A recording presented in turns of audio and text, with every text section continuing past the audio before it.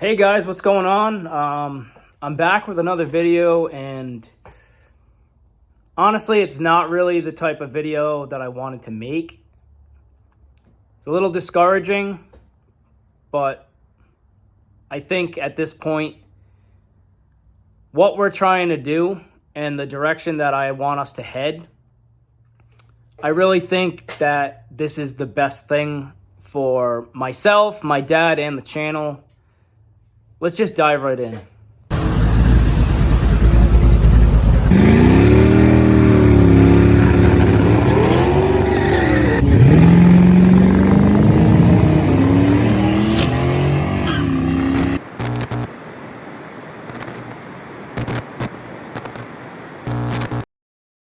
You guys know that I've been trying to do this Mustang here, and it needs a lot of patchwork, a lot of rust repair, and we already did a bunch of it. You know, I got the motor set in.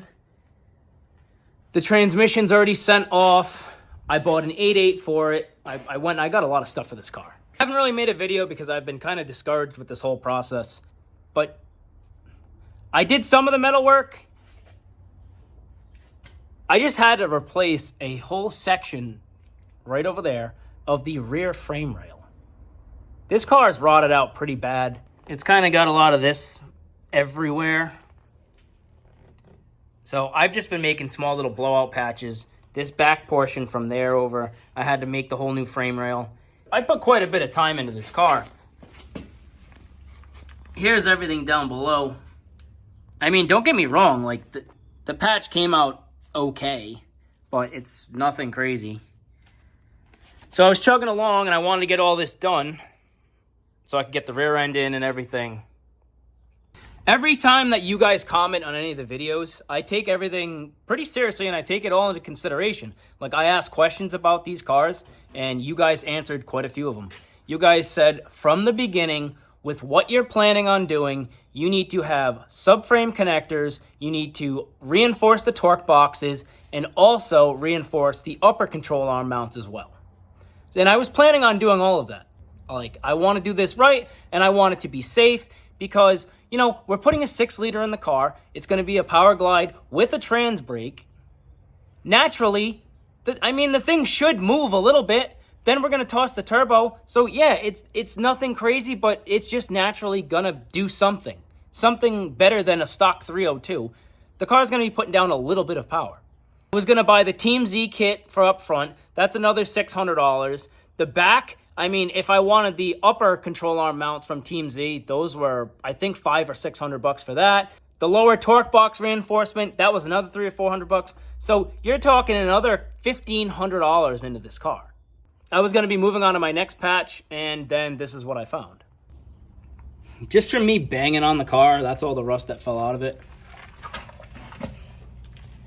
So it's a little crusty in there. It's nothing crazy. But when you get to the inner structure of where these torque boxes are,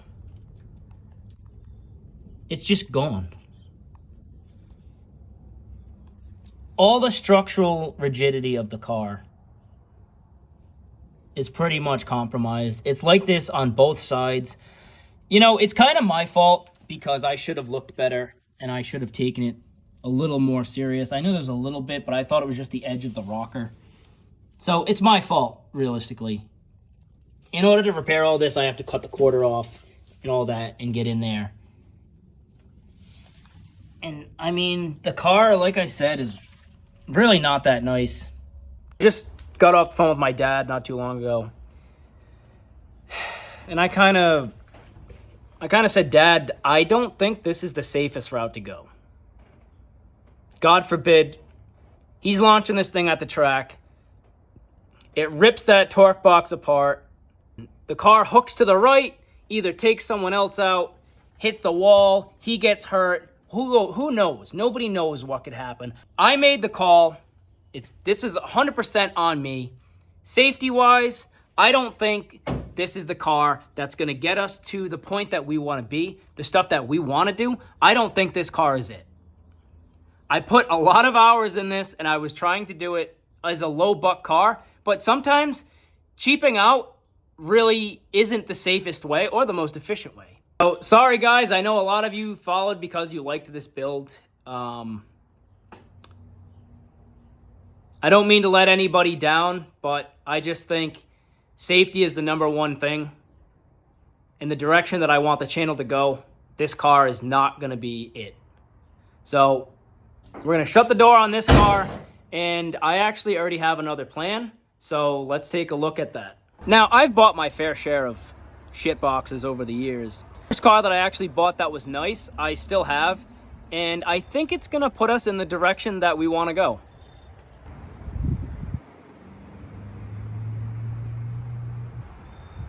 I purchased this legit 1979 Z28 when I was about 20 years old. I had a 76 Camaro that was, once again, like everything else, rotted out. And I wanted a nice clean roller. This was it. It is a legit 79 Z28. Right now, everything's apart. This car hasn't been on the road in a while. I was planning on doing an LS swap in it. I got the standalone harness. I got the computer somewhere in here. So this is kind of where we're at. If we're not going to be doing that Mustang, we're going to need something to drop this drivetrain into. So why let this Z28 just sit here and not do a single thing? Let's put the drivetrain in the car that's actually nice. The brake lines have been done. The subframe is sandblasted. I changed every single bushing out to energy suspension polyurethane bushings. It has subframe connectors. I put Caltrax on the back of it. It has centerline Convo Pros all the way around. It's just a nice car. It's 373 posi. That's what the Z28s came with from factory. I already put a 5.3 in the car. It's bolted up to a Richmond Super T10 Plus 4-speed. And it just makes the most sense for us to utilize this car that's just sitting here. We're basically going from something that I truly think is unsafe and it's not going to put the channel in the direction that I want to go, to a car that has endless possibilities. It's pretty much gutted. I never had a full interior for the car. The only thing that it does have is this shag carpet headliner, and it has the side panels for the back too. But that's pretty much it. So instead of a turbo LS Fox body, we're going to have a turbo LS Z28. So that's it, guys. I'm going to keep this one nice and quick. Once again, like I said, I'm sorry if I let any of you guys down, but safety is the #1 factor here, and that's why I'm making this tough decision. So thank you guys for watching DeRosa Driven. I'll catch you guys on the next one.